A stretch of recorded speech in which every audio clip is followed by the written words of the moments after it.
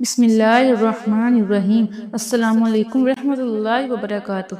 محترم ناظرین، اللہ رب العزت قرآن پاک میں ارشاد فرماتے ہیں، اے ایمان والو، تم پر روزے فرض کیے گئے ہیں جیسے تم سے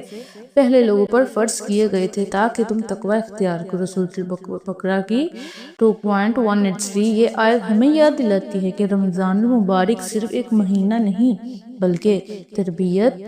نفس، صبر، شکر اور قرب الہی کا عظیم مدرسہ ہے۔ روزہ دین اسلام کا مضبوط ستون ہے اور اس کے بغیر بندے کا ایمان ادھورا رہ جاتا ہے، اور یہ وہ عبادت ہے جس کا اجر خود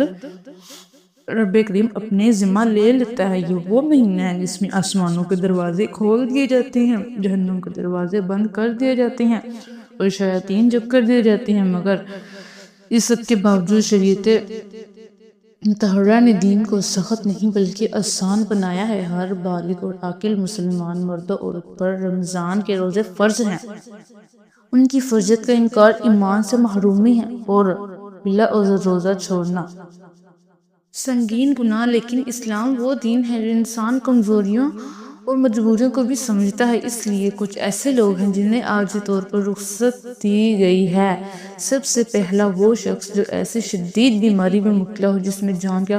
حقیقی خطرہ ہو۔ یہ عام سر درد، زکام یا ہلکی کمزوری نہیں،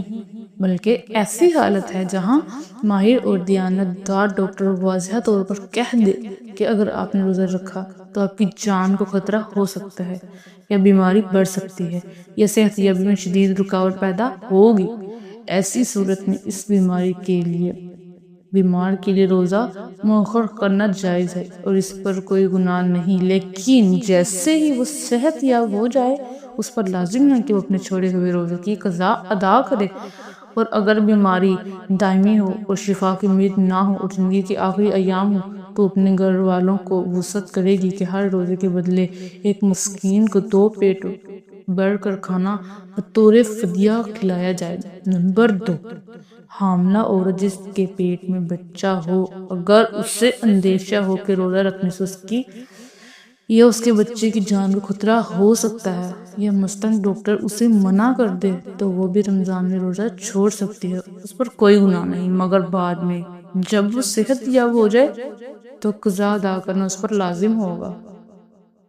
اگر ڈاکٹر واضح طور پر کہہ دے کہ روزہ رکھنے میں کوئی خطرہ نہیں تو پھر اس پر روزہ رکھنا فرض ہے۔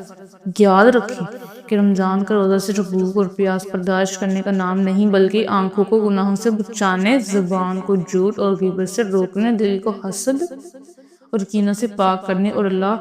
اور روح کو اللہ کی یاد سے آباد کرنے کا نام ہے۔ یہ مہینہ ہمیں احساس دلاتا ہے کہ دنیا کی آسائشیں عارضی ہیں، اصل کامیابی آخرت کی کامیابی ہے۔ کتنے لوگ پچھلے رمضان میں ہمارے ساتھ ہیں مگر آج اس دنیا میں نہیں ہیں۔ ہم نہیں جانتے کہ اگلا رمضان ہمیں نصیب ہوگا یا نہیں ہوگا، اس لیے اگر ہم صحت مند ہیں، طاقت رکھتے ہیں اور کسی شرعی عذر کے بغیر روزہ چھوڑ دیتے ہیں تو ہمیں اپنے ہی ہاتھوں اپنی مغفرت کا دروازہ بند کر دیتے ہیں۔ آؤ اس رمضان کو اپنی زندگی کا ٹرننگ پوائنٹ بنائیں، توبہ کریں، نمازوں کی پابندی کریں، قرآن پاک کی تلاوت کو معمول بنائیں، صدقہ و خیرات کریں اور والدین کی خدمت کریں، اپنے رب کو راضی کریں، کیونکہ خوش نصیب ہیں وہ لوگ جو رمضان کو پا کر بدل جاتے ہیں اور بد نصیب ہیں وہ لوگ جو رمضان پا کر بھی ویسے کے ویسے رہ جاتے ہیں۔ اللہ تعالیٰ ہمیں صحیح سمجھ، اخلاص اور عمل کی توفیق عطا فرمائے اور ہمیں ان لوگوں میں شامل کرے جو رمضان کے روزوں کے ذریعے تقوی، مغفرت اور جنت الفردوس کا حقدار بن جاتے ہیں۔ رمضان مبارک رحمتوں، برکتوں اور مغفرتوں کا مہینہ ہے اور قرآن پاک ہمیں یہی سکھاتا ہے کہ دین آسانی ہے، تنگی نہیں۔ اس لیے جہاں روزہ ہر بالغ اور عاقل مسلمان پر فرض ہے، وہیں کچھ ایسے افراد بھی ہیں جنہیں شریعت نے رخصت عطا فرمائی ہے۔ نمبر 3، وہ بزرگ شخص جو بڑھاپے کی اس حد کو پہنچ چکا ہے کہ نہ ٹھیک سے اٹھ سکا ہو، نہ بیٹھ سکا ہو، نہ بھوک پیاس برداشت کرنے کی طاقت رکھتا ہو۔ اگر وہ اپنی شدید کمزوری کی وجہ سے روزہ نہ رکھ سکے تو اس پر کوئی گناہ نہیں، لیکن اس کے ذمہ فدیہ ہوگا، یعنی ہر روزے کے بدلے ایک مسکین کو 2 وقت پیٹ بھر کر کھانا کھلایا جائے، اور اگر کبھی اللہ پاک اسے دوبارہ طاقت دے تو وہ اسے چھوٹے ہوئے روزوں کی قضا کرے۔ لیکن اگر بڑھاپا ایسا غالب آ جائے کہ صحت یابی کی کوئی امید نہ باقی رہے تو اس کے لیے روزیاں معاف ہیں مگر فدیہ دینا لازم ہے۔ نمبر 4، دودھ پلانے والی عورت۔ جیسے پہلے زمانے میں دائیں بچوں کو دودھ پلایا کرتی تھیں، اور آج بھی اگر کوئی ماں اپنے بچے کو دودھ پلا رہی ہے مثلاً ڈاکٹر کہہ دے کہ روزہ رکھنے سے بچے کی صحت یا جان کو خطرہ ہے، تو ایسی ماں کے لیے روزہ مؤخر کرنا جائز ہے، اس پر کوئی گناہ نہیں، مگر بعد میں قضا ادا کرنا ضروری ہوگا۔ نمبر 5، وہ شخص جس کا ذہنی توازن بگڑ چکا ہے، جو پاگل یا دیوانہ ہو، اپنے ہوش و حواس میں نہ ہو، بے ربط گفتگو کرتا ہو یا بار بار بے ہوش ہو جاتا ہو، ایسے شخص پر روزہ فرض نہیں، اور وہ نہ رکھے تو اس پر کوئی گناہ نہیں، لیکن اگر وہ صحت یاب ہو جائے تو قضا لازم ہے۔